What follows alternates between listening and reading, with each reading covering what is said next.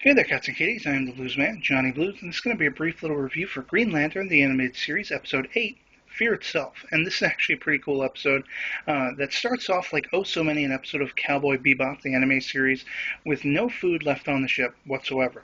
So Aya has to do a search. She comes up with a planet, and this is where they go, basically. Because Razor doesn't apparently need food that often, it's left to Hal and Kilowog to find food for themselves. And, of course, because Kilowog likes basically eating giant dead bugs and things, they end up splitting up. And he ends up finding a humanoid female native that is actually seemingly farming. They're promptly attacked by these floating squid-like creatures that are very reminiscent in look to what you see at the end of the Star Trek The Next Generation pilot encounter at Farpoint. These creatures could basically kind of be the children of those creatures. And so Kilowog's knocked out. He's taken under the wing of the woman and her sort of natives village. We see that Hal's using a scanner, trying to find food for himself. He ends up abandoning it because, it basically does no good for him.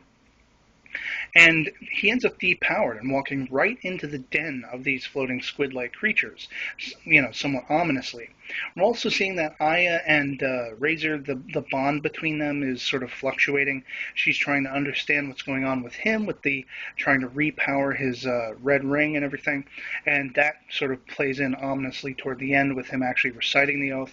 But the biggest interest to me is how Kilowog is, being nursemaided. He's given this sort of yellowy broth kind of soup to help him. He's having these crazy nightmares, and I don't know much about Kilowog as a character, so I don't know if his memories of a wife and children lost are actually true or not, but it plays on his fears, and that's very interesting because as Hal finds out, the aliens, that the squid-like aliens, are actually passive, and they're not a threat, and they're actually miners mining the yellow element. Second time we've seen it in the series, and I'm wondering if it's actually going to lead up to a Sinestro Corps thing down the line. But basically, Kilowog is somewhat brainwashed, so are these people, and there are some themes harkening back to Star Trek the original series with giving natives modern fighting techniques as well as being their protector. And I love how everything comes to a clash at the end, and Hal has to, convince these people that the squid-like aliens are not a threat, and there's kind of a happy kumbaya ending toward the end of it. And for the younger viewers who are not familiar with concepts like this, I love that this is the kind of thing the series does. But, overall, the episode was really cool, and I really enjoyed it. I can't wait to see the next one. So that's going to be pretty much all I have to say, and I'll catch you later. Peace.